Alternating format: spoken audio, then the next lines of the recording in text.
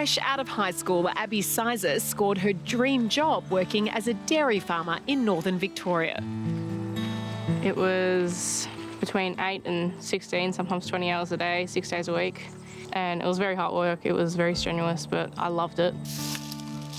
But Abbey's farming career came to a grinding halt as a result of a life-threatening accident that occurred just over a year ago.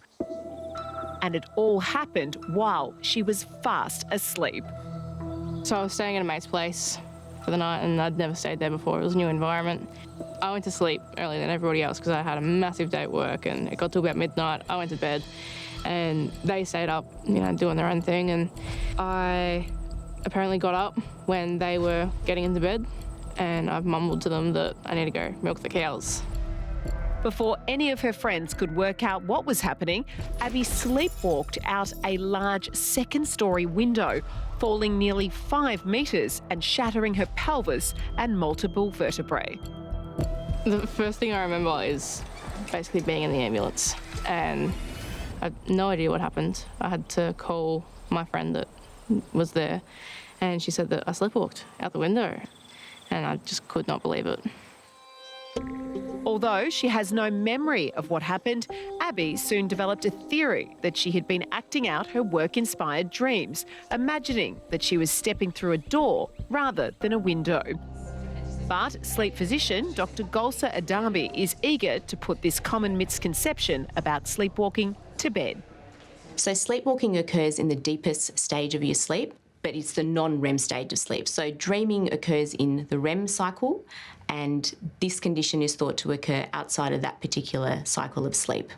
So with sleepwalking, the motor part of your brain is often activated, but the conscious part of your brain is not. So half of your brain is active and the other half is still sleeping. That comes into the sleepwalking and being able to perform simple tasks that a lot of people have done repetitively, and your brain can adapt to that and perform those tasks, but at the same time, it is still asleep as well. Typically, things that occur during sleepwalking is walking outside the room and walking to the kitchen. Often the kitchen's a main area that people walk to, probably related to the fact that we do that often throughout the day. But also there's patients that do more complicated or complex tasks.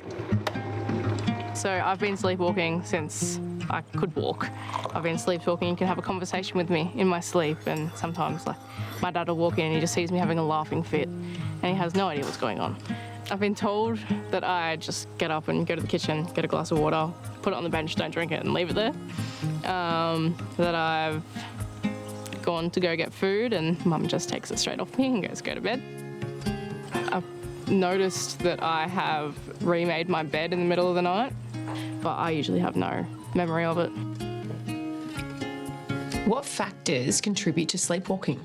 Yeah, there's lots of risk factors I guess we can allocate to sleepwalking.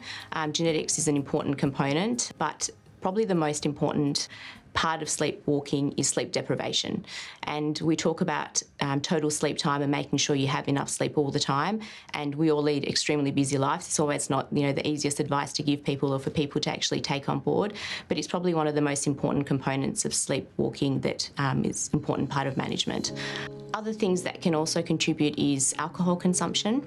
So that's a huge part of the history that we look at. Illnesses can contribute to sleepwalking and also medications. Why is it more common in children? Excellent question. So it has to do essentially with the development of the brain. That's the main theory behind why we think sleepwalking is more common. So in children, there's a lot happening. They're growing up and they're taking in a lot of information. In addition to this, believe it or not, children are thought to be under more stress and have conditions that can cause them more anxiety, and that can be related to learning, to changes in school, exams for some people. So I would say sleepwalking is not a mental health condition, but mental health can impact it. And do you often hear about people having a physical accident as part of their sleepwalking condition? Yes, fortunately not a lot of the time, and fortunately the injuries that people often sustain are mild, but this becomes an extremely important part of our management and what we talk to patients about. So both your sleep hygiene and your sleep environment is extremely important.